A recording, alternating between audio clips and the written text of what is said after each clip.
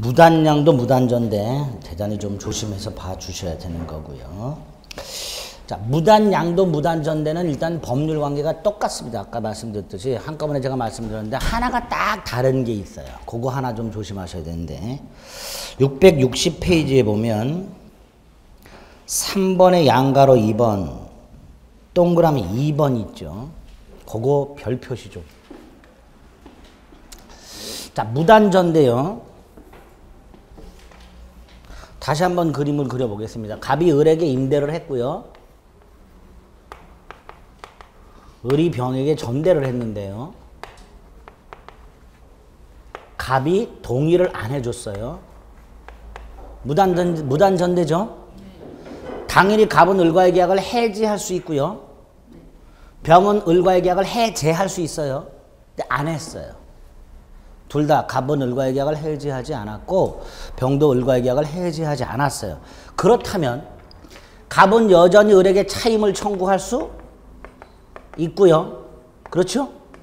을도 병에게 차임을 청구할 수 있지요? 네, 있어요. 그래서 갑은 을을 대위하여 병에게 차임을 청구할 수 있다. 이렇게 해석을 합니다. 우리 판례가. 대위라는 건 그냥 쉽게 생각하세요. 구조가. 남의 권리를 대신 행사하는 거예요. 근데 대위하려면요. 이런 구조가 성립해야 돼요. 갑이 을에게 권리가 있고 을이 병에게 권리가 있고 이런 구조일 때 갑이 을의 권리를 대신 행사하는 게 대위예요. 그래서 갑은 병한테 가가지고 나한테 차임을 달라라고 직접 청구하지는 못하지만 빨리 을에게 차임을 줘라 라고 청구할 수는 있습니다. 그걸 갑은 을을 대위하여 병에게 차임을 청구할 수 있다. 이렇게 말을 합니다. 무단전대의 경우에는 여기 하나 더 나올 수 있게 됩니다. 그렇죠? 마지막으로 판례 하나 확인하실 게 맨 위에 있는 판례입니다. 660페이지. 좀 전에 무단양도나 무단전대가 있다면 임대인 갑은 임차인 을과의 계약을 해지할 수 있다 그랬죠. 그런데 해지 못하는 경우가 있습니다. 어떤 경우가 있었냐면 을이 병에게 임차권을 넘겼는데 부부였어요. 을이 갑으로부터 건물을 빌려서 부인과 같이 가구점을 운영하다가 임차권을 부인한테 팔고 계속 을병이 가구점을 운영한 사건이 있었어요. 이 경우에는 갑의 입장에서 보면 임차인이 바뀌었다고 볼 수는 없지요. 계약 증서상의 임차인이 바뀌었을 뿐 실질적으로 갑의 입장에서 볼 때는 처음부터 을병이 가구점을 같이 운영하고 있었기 때문에 계약 증서상 임차권이 넘어갔을 뿐 실질적으로 갑의 입장에서는 임차인이 바뀐 게 아니더라 말이죠. 이걸 우리 판례가 임대인에 대한 관계에서 그 무단양도가 배신적 행위로 볼 수 없는 특별한 사정이 있다라고 얘기를 해요. 이렇게 무단양도나 무단전대가 임대인에 대한 관계에서 배신적 행위로 볼 수 없는 특별한 사정이 있다면 그때는 임대인에게는 해지권이 생기지 않는다. 이렇게 얘기합니다. 됐죠? 배신행위가 아니라면 해지권 없다 그런 뜻이에요. 근데 말은 배신행위가 아니라면 그러면 되는데 배신행위가 아니라고 인정되는 특별한 사정이 있다. 이렇게 또 말을 해요. 말은 배신행위가 아니라고 인정되는 특별한 사정이 있다. 그런 경우에는 해지권은 생기지 않는다. 이렇게 하나 660페이지 맨 위에 판례가 하나 있죠. 그거 하나 확인 마지막으로 해주시면 됩니다. 됐죠? 자, 이렇게 무단양도 무단전대 특히 지금까지 임차권 양도와 목적물 전대와 관련해서 4번의 10년간 4번의 사례 문제가 나왔는데요. 그 중에 3번이 무단전대였고요. 1번이 적법전대였습니다. 적법전대도 좀 잘 봐주셔야 되는데요. 적법전대라는 건 뭐예요? 갑이 을에게 임대를 했고 을이 병에게 전대를 했고 적법양도는 한 번도 나온 적 없어요. 적법양도는 갑이 을에게 임대를 했고 을이 병에게 전대를 했는데 그걸 갑이 뭐 했다는 거예요? 동의. 자, 이때는요, 기본이 다른 관계는 안 보셔도 되고요. 갑이 병에 대해서 직접 권리를 갖는다. 그러나 의무를 부담하지는 않는다. 요거 머릿속에 일단 박으셔야 돼요. 갑에게 최대한 유리하게 해놨죠. 예? 갑의 동의를 유도할 목적으로 갑에게 이익이 되게끔 규정을 해놓은 거예요. 이렇게 해놔야 갑이 쉽게 동의해 줄 거 아니에요. 그렇죠? 갑에게 뭐 또 꼬물이라도 떨어져야 동의해 줄 거 아니에요. 그게 이거예요. 갑은 병에서 직접 권리를 갖지만 뭐는 부담하지 않는다. 의무를. 그래서 갑은 병에게 직접 뭐 할 수 있다. 차임 청구. 그래서 무단전대와 적법전대의 가장 큰 차이점 중에 하나가 이거예요. 무단전대는 갑은 병에게 직접 차임을 청구할 수 없고 을을 대위해서 청구할 수 있는 반면에 적법전대는 갑은 병에게 직접 나에게 차임을 달라 이렇게 청구할 수 있어요. 반면에 의무는 부담하지 않기 때문에 병이 갑에게 수선을 요구하거나 비용 상환 따위를 청구할 수 없습니다. 두 번째, 지금 갑은 병에게 직접 차임 청구할 수 있다고 그랬어요. 예? 그러면 병의 입장에서 갑이 차임 달라 청구 들어왔어요. 근데 을도 차임 달라 청구 들어왔어요. 자, 을의 병에 대한 차임 청구권과 갑의 병에 대한 차임 청구권 어떤 게 우선할까요? 1번, 2번. 어떤 게 우선할까요? 2번이 우선합니다. 뭐가 우선한다고요? 2번이 우선해요. 2번이 특별한 거예요. 1번은 원칙이고 2번은 특별한 거고 일반과 특별히 충돌하면 뭐가 우선해요? 특별히. 쉽게 말하면 병이 만약에 을에게 차임을 줬어요. 근데 갑이 차임 청구 들어왔어요. 거절 못한다. 또 줘야 된다.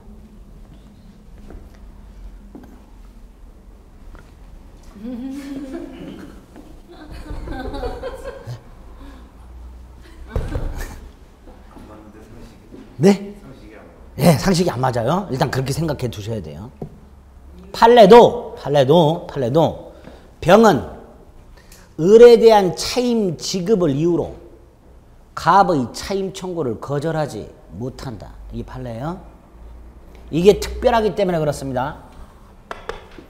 예외는 있어요. 예외는 지금 생각하지 마세요. 지금 납득하지 않더라도 괜찮아요.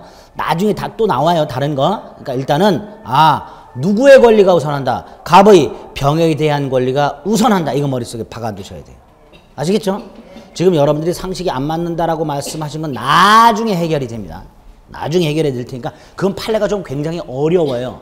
어렵기 때문에 그건 지금 했다가는 오히려 상식이 안 맞는 게 더 낫네 이런 생각이 들어요. 나중에. 그러니까 지금은 요것만 먼저 머릿속에 넣어두세요. 아시겠죠? 네, 그래서 갑의 청구가 우선한다는 거. 동의 있는 전대차. 조문에도 뭐라고 되어 있냐면 661페이지 보세요. 661페이지 밑에 조문 박스 630조 1항 두 번째 문장 이 경우 전차인은 병입니다. 전대인 을입니다. 병은 을에 대한 차임 지급으로서 갑에게 대항하지 못한다. 그렇게 해놨죠, 아예? 네, 그렇게 해놨어요. 네, 그렇게 해놨어요.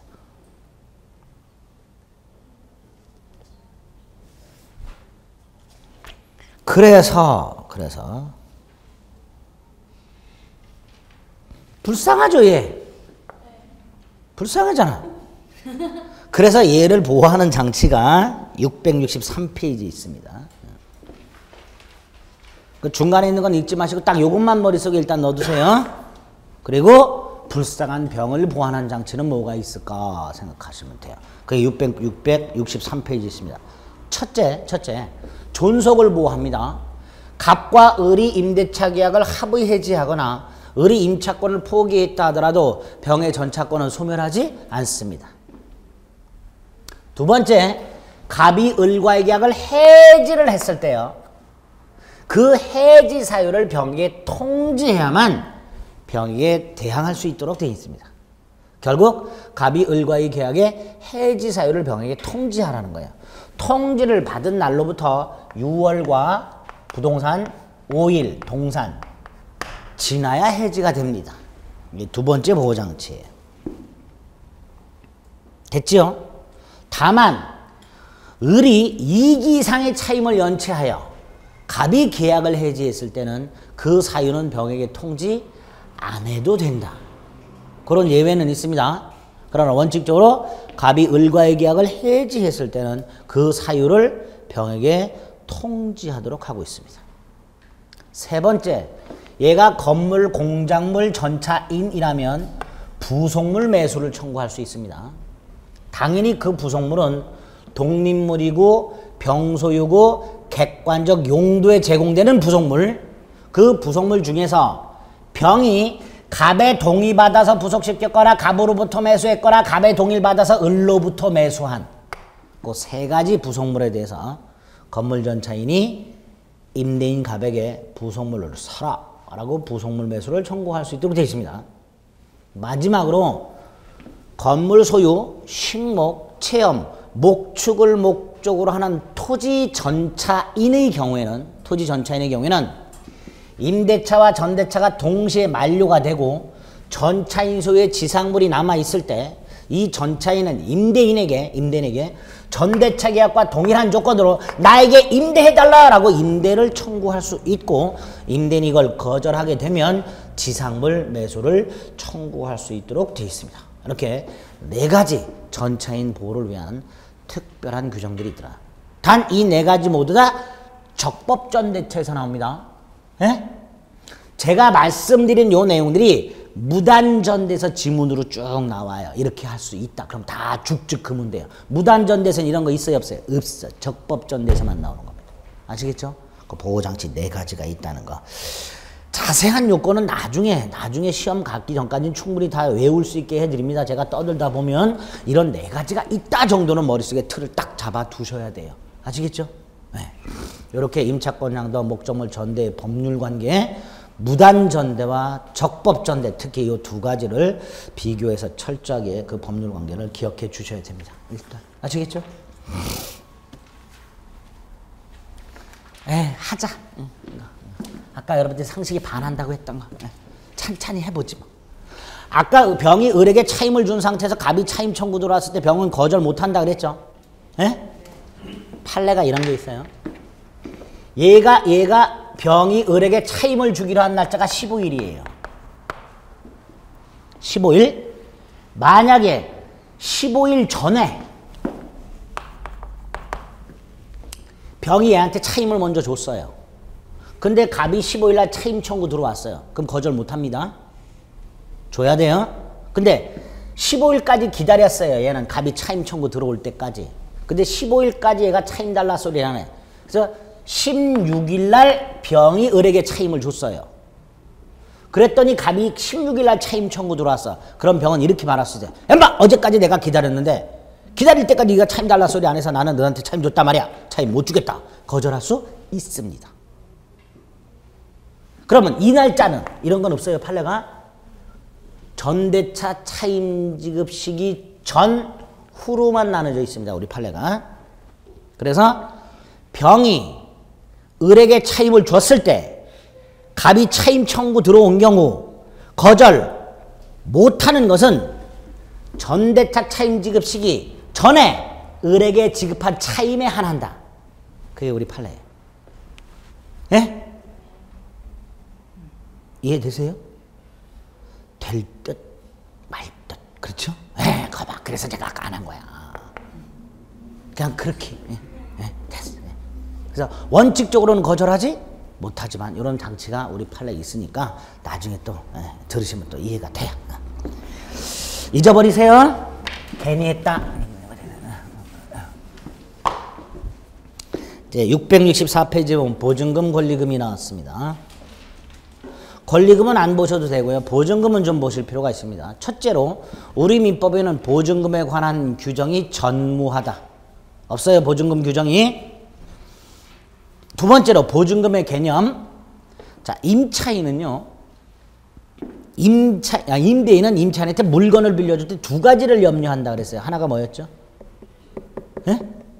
임대인이 걱정하는 게 두 개가 있다 그랬어요. 하나가 뭐였죠? 차임을 제대로 줄까? 또 하나. 물건을 훼손시키지는 않을까. 두 가지라 그랬죠. 그래서 그게 걱정스러워서 담보를 제공받는다 그랬어요. 담보를 제공받을 때 돈으로 받았어. 이게 뭐야? 이게 보증금입니다.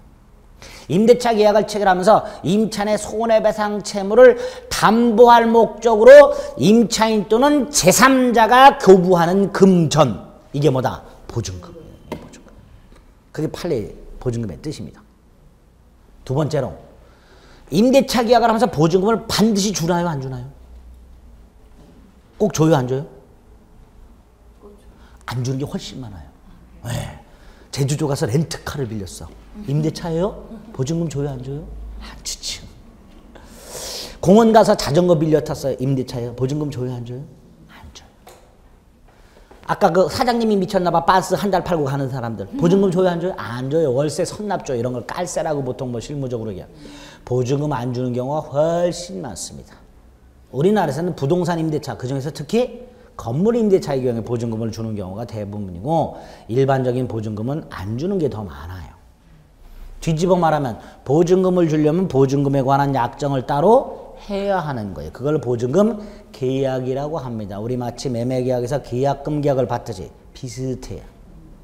이때 보증금 계약은 당연히 계약금 계약처럼 임대차 계약의 종된 계약이면서 독립된 계약이니까 임대차 계약이 실효가 되면은 보증금 계약도 실효가 될 것이고 독립된 계약이니까 반드시 임대차 계약과 동시에 할 필요는 없겠죠.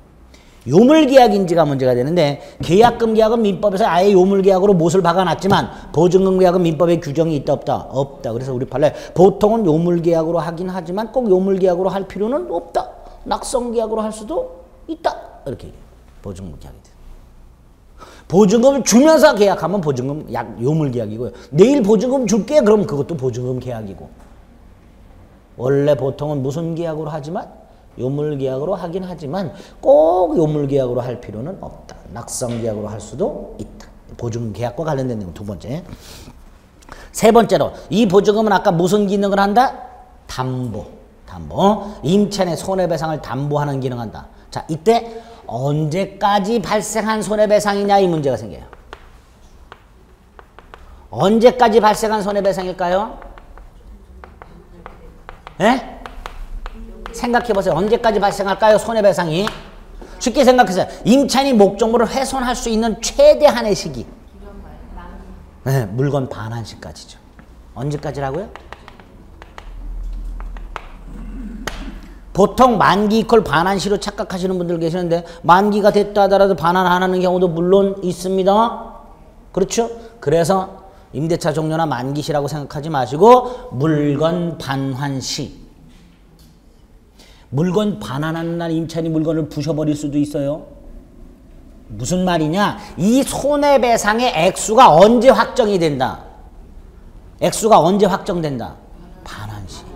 그럼 충당도 언제 해야 돼요? 반환할 때. 그래서 임차인은 임대차 기간 중 또는 임대차 기간이 만료됐지만 물건을 반환하기 전에 보증금에서 임대인한테 까라! 할 수 있다 없다? 없다. 없다. 언제 깐다? 임차인은 목적물을 반환하지 않는 한 임대인에 대해서 보증금이 지급이 되어 있음을 이유로 차임 지급을 거절하지 못한다. 이렇게 얘기합니다. 그래서 임차인이 임대인한테 까시오 이런 못해요. 그런데 우리나라 대법관님들은 대부분 임대인, 임차인. 임대인이겠죠? 임대인한테는 이런 자유가 있대요. 차임 연체에 대해서 미리 깔 수 있대. 임대인이. 그래서 임대인은 임대차 기간 중에도 즉 목적물이 아직 반환되지 않고 있는 경우에도 임차인이 차임을 연체했을 때 두 가지를 선택할 수 있다. 임대인은. 임차인한테 연체이자를 붙여갖고 차임을 계속 청구할 수도 있고 아니면 미리 보증금에서 이달치 까겠다. 충당할 수도 있고. 그래서 임대인만은 미리 보증금에서 차임 연체를 충당할 자유가 있다. 근데 임차인은 임대인한테 충당하라고 요구할 수 없다. 그렇게 판례가 얘기하고 있습니다. 그래서 그 보증금의 개념하고 특히 양가로 2번에 동그라미 1번은 담보적 효력이란 거 하고요. 동그라미 2번 차임 충당하고요. 그 차임 충당을 특히. 됐지요?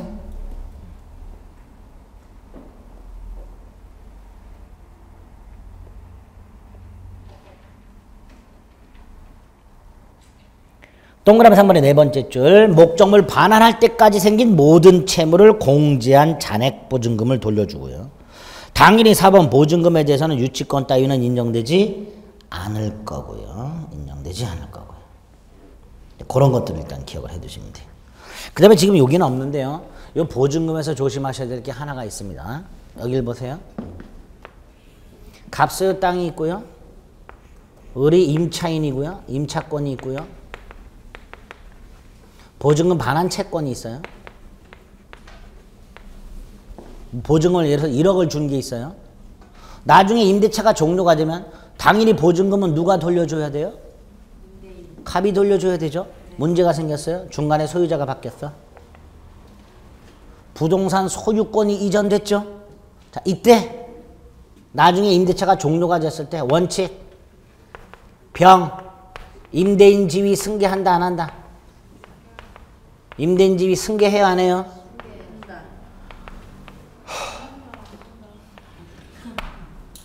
제가 잊지 마시자 그랬어요. 임차권은 채권. 을은 병에게 임차권 주장 못해. 병은 임대인 지위 승계 안 해. 따라서 보증금 반환 의무도 병이 승계한다 안 한다? 보증금 반환 의무 병이 승계한다 안 한다? 안 한다. 고민하지 마세요. 갑이 해야 돼. 갑이 해야 돼. 보증금 반환 채권도 채권이에요. 그러니까 만약에 갑이 홀랑 팔아먹고 도망갔어? 을은 보증금 받을 길 없습니다. 예? 억울해요? 할 수 없어요.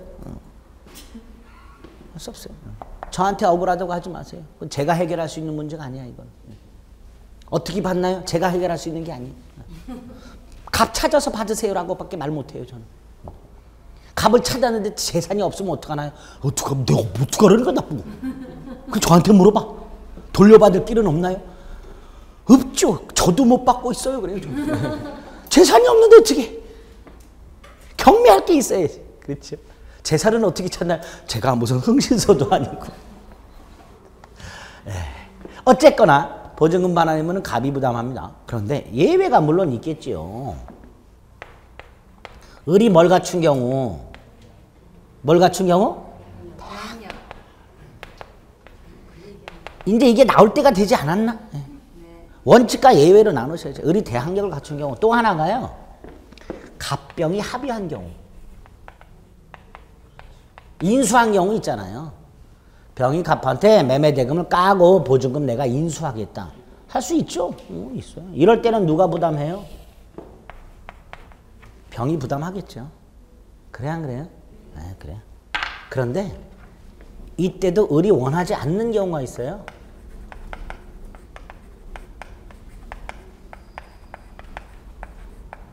새로운 소유자 병이 을을 찾아왔어요. 내가 부동산 샀다.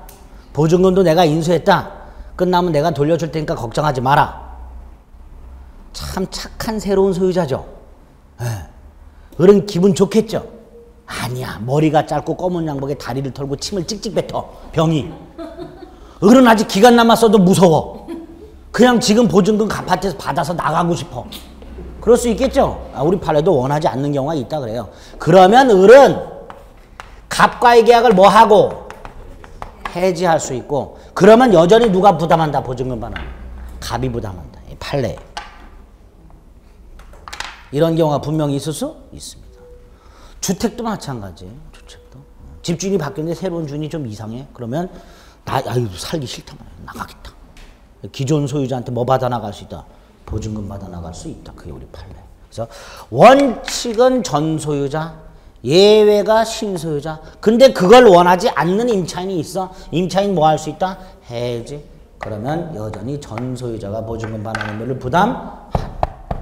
요걸 따로 보증금에서 기억해 주셔야 돼요. 아시겠죠? 나머지 것들은 지금 안 봐도 되고요. 보증금의 개념, 보증금의 담보적 효력, 그 다음에 존속 중 보증금에서 손해배상의 충당의 문제, 마지막으로 보증금에 대해서 부동산 소유권이 중간에 이전되었을 때 누가 반환 의무를 부담하는가 관련된 요 내용. 여기까지.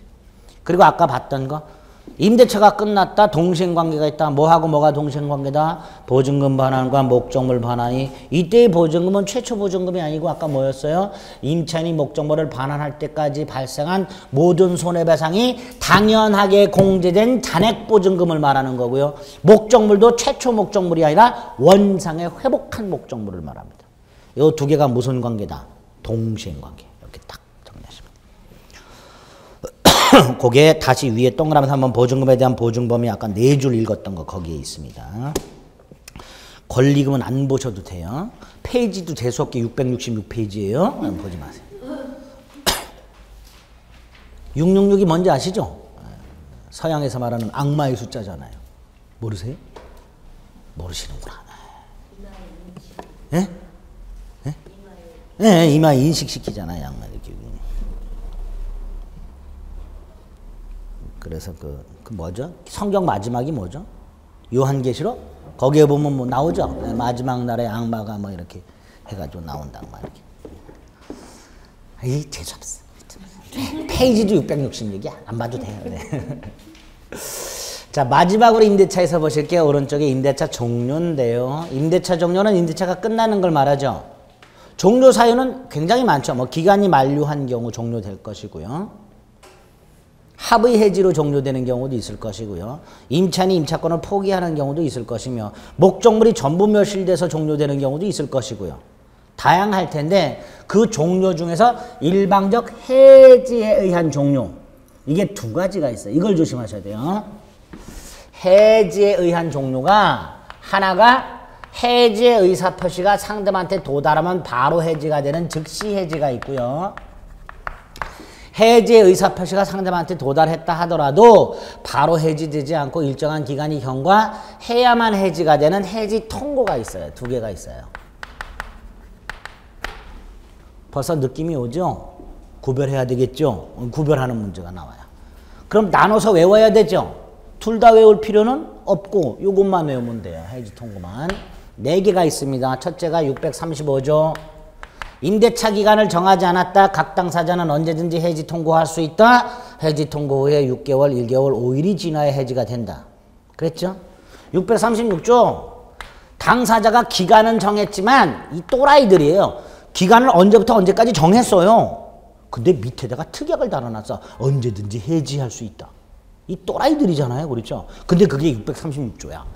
기간은 정했지만 당사자가 뭐를 유보한 경우? 해지권을 유보한 경우.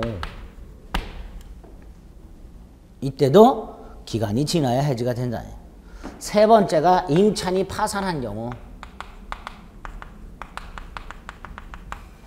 임차인이 파산하게 되면 임대인이 해지할 수도 있고 파산 관제인이 해지할 수도 있습니다. 이때도 일정한 기간이 지나야만 해지가 된다. 마지막이 뭐가 있을까요? 법정갱신. 법정갱신이 되면 다른 것은 다 전임대차와 동일하되 기간만은 정함이 없는 걸로 된다 그랬어요. 그렇죠? 635조에서 해지 통고할 수 있다 그랬으니까 요 네 가지. 요 네 가지에다가 이건 각각 6월, 1월, 5일이 지나야 해지 요령이 생기죠? 그랬죠? 이게 네 가지가 있고요. 그 다음에 아까 이거. 이거 뭐였죠? 6월이나 5일이 지나야 해지가 된다. 이건 뭐였었죠? 예? 적법전차인 보호장치. 663페이지. 동그라미 2번 전차인 보호 특별규정의 둘째. 전차인에게 통지하라. 예? 갑이 적법전대차에서 여기 보세요. 여기 먼저 보세요.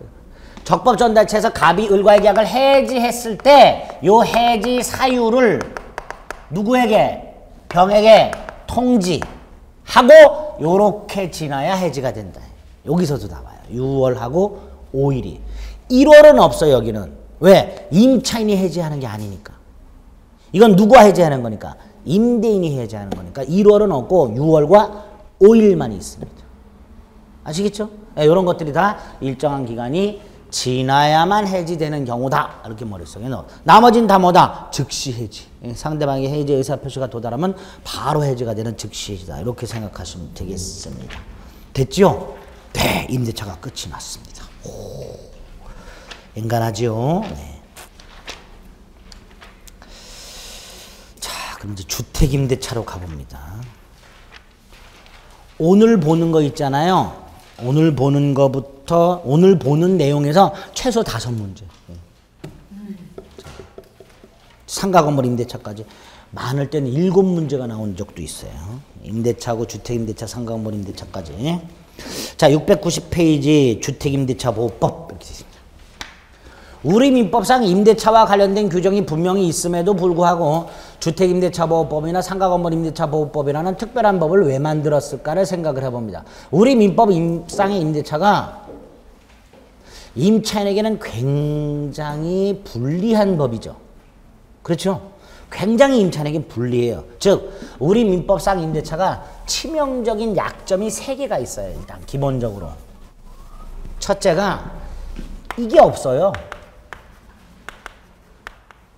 그러나 새로운 소유자가 나타나면 기본적으로 새로운 소유자에게 임대차의 효력을 주장할 수가 없고요.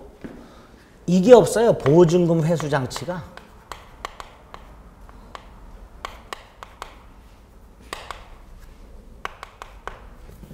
이게 민법에는 없어요.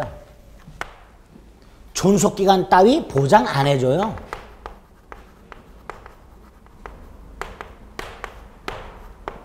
그러다 보니까 임차권은 단순한 채권에 불과하여 특히 목적물의 신소유자가 나타났을 때는 이 임차권은 새로운 소유자에게는 아무런 힘을 못 쓰는 그런 문제가 생겨요. 그래서 안 되겠다. 주거용 건물이나 상가 건물의 임대차에 대해서만큼은 민법에 대한 특별한 규정을 만들어서 주거용 건물의 경우에는 국민의 주거 생활의 안정을, 상가 건물의 경우에는 국민의 경제 생활의 안정을 좀 보장해야 되겠다라는 취지에서 만들어진 특별법이 주택임대차보호법, 상가건물임대차보호법이 됩니다. 일단 입법 목적을 명확하게 기억하셔야 돼요. 그래서 그 법을 만들어서 뭐를 인정할까요? 이 3가지를 인정하겠죠? 그래서 주택임대차보호법이나 상가건물임대차보호법은 이 3가지를 인정하는 게 핵심적인 내용이 됩니다. 자, 690페이지에 보면 입법 목적이 있습니다. 2줄 주거생활의 안정을 보장함을 목적으로 한다. 자, 모든 임대차에 다 적용되는 게 아니죠. 적용범위. 일단 객체가 주거용 건물. 주거용이냐 아니냐 실지 용도로 판단한다 그랬죠. 우리나라 한번 생각해 보세요. 겉으로 봤을 때 전혀 주거용이 아닌 것 같음에도 불구하고 주거하는 경우가 많지요. 그래서 공부상 용도만으로 판단하는 게 아니라 실지 용도로 판단한다. 언제를 기준할까요? 계약 당시를 기준합니다. 그래서 임대차 계약 당시 실지 용도로 판단한다. 밑에서 2번째 줄 그거 기억하셔야 되고요. 2번째로 오른쪽 허가받았냐 등기했냐 이런 건 따지지 않습니다. 2번째 줄 허가받은 건물인지 아닌지 등기된 건물인지 아닌지도 따지지 않습니다. 됐죠? 그 양가로 이번에 경영 건물이 문제인데요. 이런 경우 건물이 있는데요.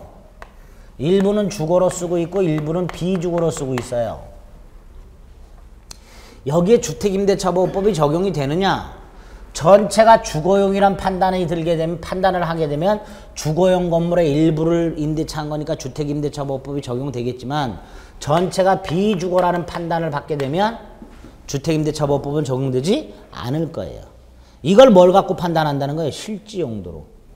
그렇죠? 근데 이런 경우에는 도대체 실지 용도가 뭐냐의 문제가 생길 거예요. 그렇죠? 그래서 우리 판례가 기본이 면적입니다. 이게 더 넓으면 주거용이에요. 전체가. 반면에 이 경우는 둘로 나눠요. 주거용도 상당한 면적이고 임차인의 유일한 주거. 이럴 때는 전체가 주거용이에요. 반면에 주거용이 굉장히 협소하거나 또는 임차인이 다른 곳에 별도의 주거가 있다면 전체적으로 비주거 이런 판단을 받게 됩니다. 각각 판례가 2개가 있어요. 하나가 비주거로 본 거. 1층을 딱 건물을 빌려가지고 건물을 임차한 임차인이 건물에다 객실을 20개를 만들어서 여관을 운영하면서 그 중에 하나를 내실로 쓰고 있었어요. 이거 비주거예요, 주거예요? 비주거. 또 건물 지하를 빌려갖고 홀 크게 다방을 운영하면서 주방 옆에 붙어있는 방 2개를 내실로 쓰고 있었어요. 주거, 비주거? 비주거. 반면에 주거와 슈퍼마켓, 주거와 인쇄소로 쓰는 공간이 있었어요. 이건 주거용 이렇게 됐어요. 그래서 그냥 듣기만 하세요. 여관, 다방, 비주거. 인쇄소, 슈퍼, 주거. 이렇게. 판례가 4개가 있으니까. 다방, 여관, 비주거, 인쇄소, 슈퍼, 주거. 그렇게 생각하시면 돼요.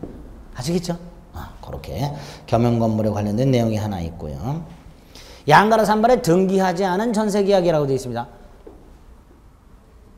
이런 걸 미등기 전세 또는 채권적 전세라고 부르죠. 임대차입니다. 이름은 전세라고 되어 있어도 임대차입니다.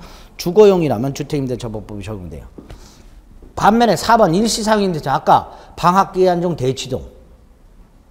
애들이 주거로 쓰죠. 학생들이. 이거 주택임대차법법이 적용될까요? 안 될까요? 안 돼요. 왜 안 돼? 주택임대차법법은 강행규정. 무슨 규정?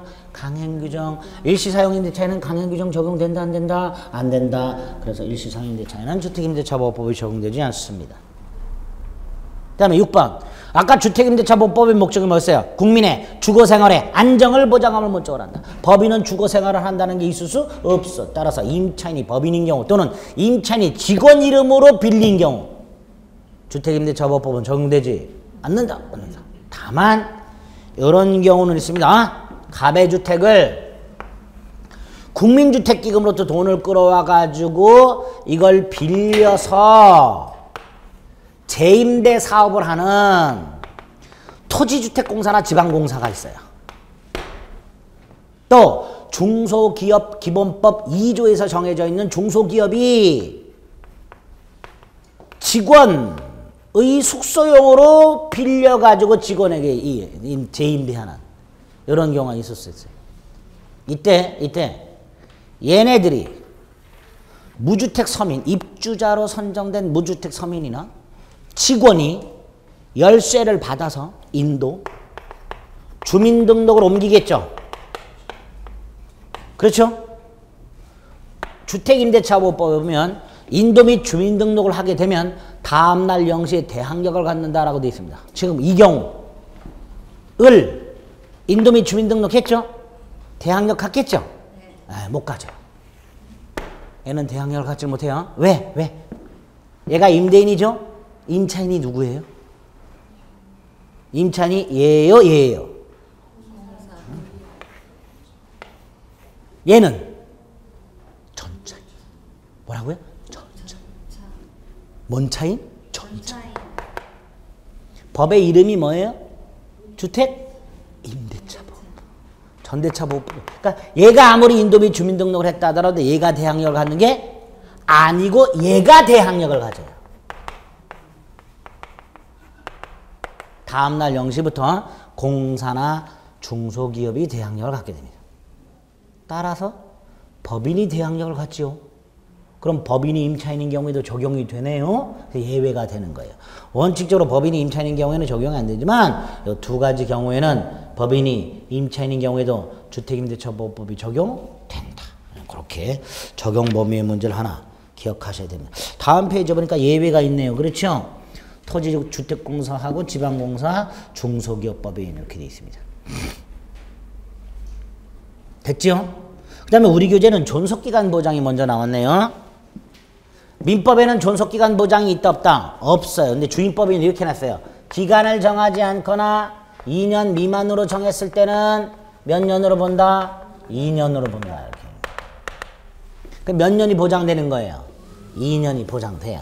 그런데 이것도 임차인에게 유리하게 해놨어요. 이렇게 정했을 때 2년 미만으로 정했을 때 임차인은 유효를 주장할 수 있다.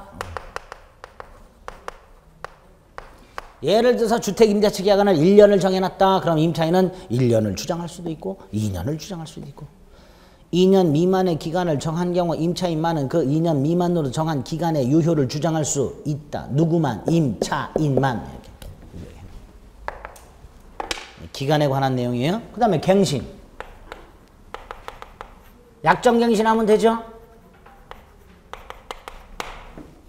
최장기는 제한 없어요. 위헌 결정 받았다 그랬어요. 약정갱신할 때는 몇 년 못 넘어요? 10년.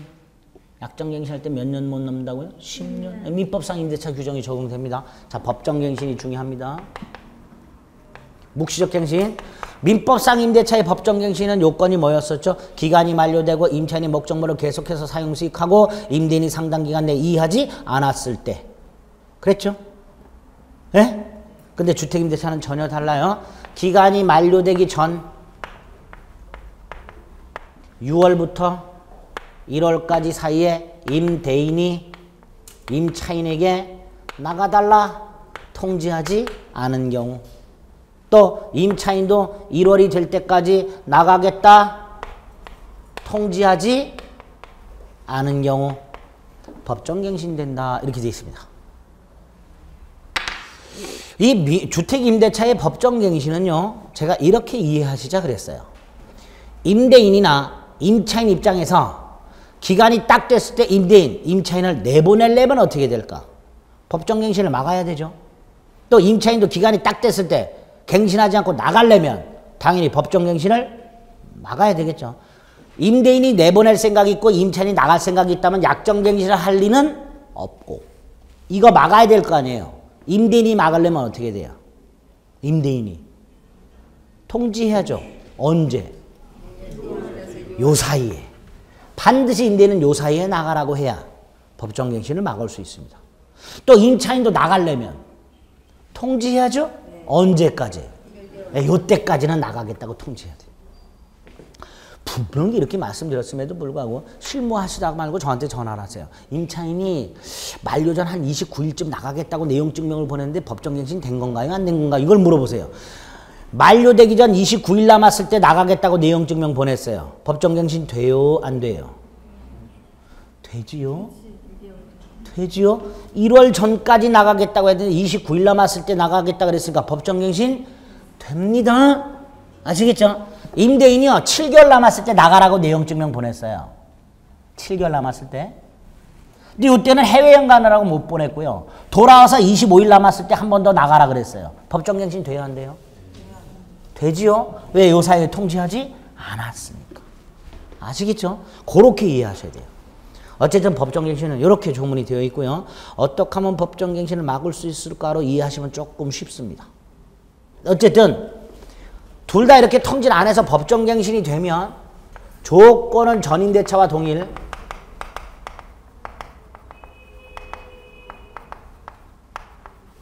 임대 기간은 몇 년? 기간은 또 2년이 돼요.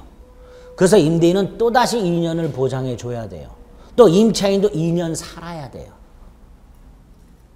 임차인 불리하죠? 임대인도 불리하죠? 아니야. 임차인만은 해지할 수 있다. 3월 지나면 해지가 된다. 주택임대차가 법정갱신되면 기간은 몇 년? 2년. 따라서 임대인은 무조건 또다시 2년을 보장해 줘야 돼요. 그러나 임차인만은 2년 안 살아도 돼. 중간에 뭐 할 수 있어요? 해지. 그리고 얼마가 지나면 3월. 임차인한테 너무나 유리하게 해놨죠. 미안하니까 3월. 좀 미안하니까 몇 월? 3월. 지나야 해지 이렇게 생기죠. 아시겠죠? 이게 주택임대차의 존속기간 및 갱신에 관한 규정. 이건 기술적인 조문이기 때문에 외우셔야 되는 거예요. 아시겠죠? 자, 주택임대차보호법 요거까지 살짝 봤습니다. 중요한 게 요 두 가지고요. 좀 쉬었다가 보겠습니다.